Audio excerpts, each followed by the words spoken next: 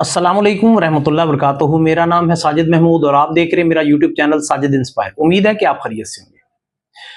آج اس ویڈیو کے اندر ایسا واقعہ نبی کریم صلی اللہ علیہ وآلہ وسلم کی زندگی سے جڑا ہوا آپ کو سناؤں گا کہ آپ کی آنکھیں نم ہوئے بغیر نہیں رہیں۔ نبوت کا 10واں سال عام الحزن، جس کو غم کا سال بھی کہتے ہیں، اس سال میں نبی کریم صلی اللہ علیہ وآلہ وسلم کے چچا ابو طالب اور آپ کی زوجہ خدیجہ رضی اللہ تعالی عنہا اس دنیا سے رخصت ہو گئی۔ آپ صلی اللہ علیہ وسلم کی زندگی کے دو بڑے سہارے جو آپ کو مضبوط کیے ہوئے تھے، ان کے جانے سے قریش مکہ نے آپ کے اوپر ظلم ڈھانے شروع کر دیے۔ آپ صلی اللہ علیہ وآلہ وسلم نے مکہ چھوڑ کر مکہ سے 90 کلومیٹر کے فاصلے پر طائف کی ایک وادی تھی، وہاں پر دین کی دعوت دینے کا ارادہ بنایا۔ وہاں پر آپ کے ساتھ آپ کے غلام زید بن حارثہ رضی اللہ تعالی عنہ بھی تھے۔ آپ جب طائف کی وادی میں پہنچے، اس کے ایک بہت بڑے قبیلہ ثقیف کے 3 بڑے سردار تھے، تینوں بھائی تھے۔ عد یا لیل ایک بھائی کا نام تھا، دوسرے کا نام مسعود اور تیسرے کا نام حبیب تھا۔ یہ تینوں عمرو بن عمیر ثقفی کے بیٹے تھے اور بنو ثقیف کے سردار تھے۔ جب آپ صلی اللہ علیہ وسلم نے ان کو دین کی دعوت دی کہ میں اللہ تعالیٰ کا آخری نبی ہوں، محمد صلی اللہ علیہ وآلہ وسلم میرا نام ہے اور میرے اوپر اللہ تعالیٰ کی آخری کتاب قرآن مجید نازل ہوئی ہے، تو ایک کہنے لگا توبہ نعوذ باللہ کہ کیا اللہ تعالیٰ کو تیرے علاوہ کوئی نبی بنانے کے لیے نہیں ملا تھا؟ دوسرا کہنے لگا واقعی نبی ہو تو میں تم سے بات نہیں کر سکتا، تم اگر جھوٹ بھی بول رہے ہو توبہ نعوذ باللہ تو پھر بھی میں تم سے بات نہیں کروں۔ انکاری کی۔ آپ صلی اللہ علیہ وسلم دل برداشتہ ہو کر واپس لوٹے اور ان 3 لوگوں نے، ان 3 بادشاہوں نے، بھائیوں نے آپ کے پیچھے گلیوں کے اوباش گنڈے اور غلام لگا دیے، جنہوں نے محمد صلی اللہ علیہ وآلہ وسلم پر پتھر برسائے اور آپ کے غلام زید بن حارثہ آپ صلی اللہ علیہ وسلم کو بچاتے رہے۔ انہوں نے آپ صلی اللہ علیہ وسلم کے اوپر پتھر برسائے، آپ کے پاؤں کے اوپر زخم آئے، آپ کے جسم کے اوپر اتنا خون بہا کہ آپ کے جوتے مبارک خون سے لہو لہان ہو گئے، بھر گئے۔ آپ صلی اللہ علیہ وسلم درد کی اس کیفیت میں، ایک قریبی باغ تھا، انگوروں کا باغ، جن کے مالک عتبہ بن ربیعہ اور شیبہ بن ربیعہ 2 بھائی تھے، آپ نے وہاں جا کر پناہ لی۔ یہ واقعہ سیرت ابن ہشام اور الطباق الکبریٰ میں، یہ تاریخ کی کتابوں میں تفصیل سے بیان ہوا ہے۔ جب آپ کو اس حالت میں ان 2 مالکان نے انگوروں کے باغ میں دیکھا تو انہوں نے اپنے ایک غلام عداس کے ہاتھوں انگور آپ کی خدمت میں پیش کیے۔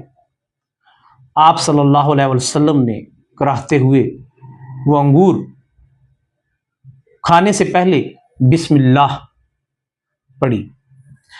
جب آپ صلی اللہ علیہ وسلم نے عداس کی موجودگی میں، جو کہ ان کا غلام تھا عتبہ بن ربیعہ اور شیبہ بن ربیعہ کا، جب بسم اللہ پڑھی تو وہ حیران ہو گیا۔ آپ صلی اللہ علیہ وسلم نے کہا کہ حیرانگی کی کیا بات ہے؟ تو وہ کہنے لگا یہ یہاں کے لوگ تو نہیں پڑھتے، آپ نے یہ کیوں پڑھا؟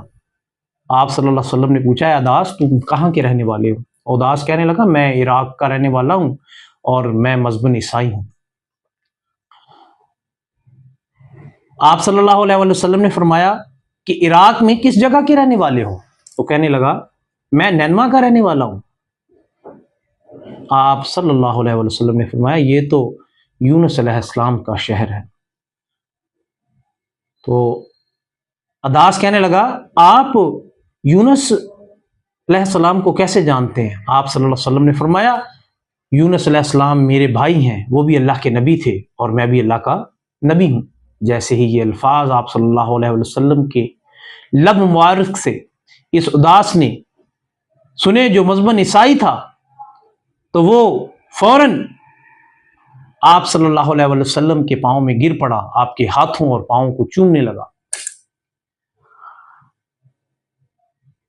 اس کے تھوڑے ہی دیر کے بعد جبرائیل امین آپ صلی اللہ علیہ وسلم کی خدمت میں حاضر ہوئے، ساتھ میں پہاڑوں کا فرشتہ لے کر، جس کا تذکرہ صحیح بخاری کے اندر حدیث نمبر 3231 میں آیا ہے کہ آپ صلی اللہ علیہ وسلم کے حضور جبرائیل امین کہنے لگے، اللہ کے نبی اگر آپ خواہش ظاہر کریں تو میں پہاڑوں کے فرشتے کو حکم دوں کہ اس وادی کو جو قبیلہ ثقیف کہلاتی ہے، اس کے دونوں سائیڈوں پر جو پہاڑ ہیں، ان کو اللہ کے حکم سے ان کو ملا دوں تاکہ یہ وادی، یہ لوگ تہس نہس ہو جائیں۔ تو آپ صلی اللہ علیہ وآلہ وسلم نے فرمایا نہیں، آپ نے ان کے لیے دعا کی، آپ نے فرمایا کہ یہ نہ صحیح ان کی نسل میں سے کوئی ایسے لوگ پیدا ہوں گے جو اللہ کی عبادت کریں گے۔ اور واقعی اس واقعے کے بعد، فتح مکہ کے بعد، یہ قبیلہ ثقیف جون سا ہے، یہ خود بارگاہ رسالت میں حاضر ہوا اور آ کر انہوں نے کلمہ پڑھا۔ یہ واقعہ جون سا ہے، یہ ایک مسلمان کو محمد صلی اللہ علیہ وسلم کو آنے والی تکلیفوں کے بارے میں بھی بتاتا ہے، اور یہ بھی بتاتا ہے کہ جب دین کی بات ہوگی، حق کی بات آپ کرو گے تو مشکلات آپ کو آئیں گی۔ یہ واقعہ ہمیں یہ بھی بتاتا ہے کہ آپ صلی اللہ علیہ وآلہ وسلم نے بدلہ لینے کی بجائے رحمت اور معافی جو ان سے ہے اس کو ترجیح دی۔ یہ واقعہ ہمیں بتاتا ہے کہ اللہ جب کسی نبی کی آزمائش کرتا ہے تو اس کی مدد بھی کرتا ہے۔ اللہ تعالیٰ سے دعا ہے کہ اللہ تعالیٰ ہمیں پکا، سچا اور پختہ ایمان دے اور اسی ایمان کے ساتھ ہمارا خاتمہ فرمائے۔ اگر یہ ویڈیو پسند آئی ہو تو میری آپ سے ریکویسٹ ہے کہ میرے اس چینل کو سبسکرائب کریں، ویڈیو کو لائک کریں، ہو سکے تو دوسرے دوستوں کے ساتھ شیئر بھی کیجیے گا۔ اس کے ساتھ ہی مجھے ساجد انسپائر کو اجازت دیں، ملیں گے ایک نئی ویڈیو کے ساتھ، تب تک اپنا اور اپنے اس چینل کا خیال رکھیے گا۔ اللہ حافظ۔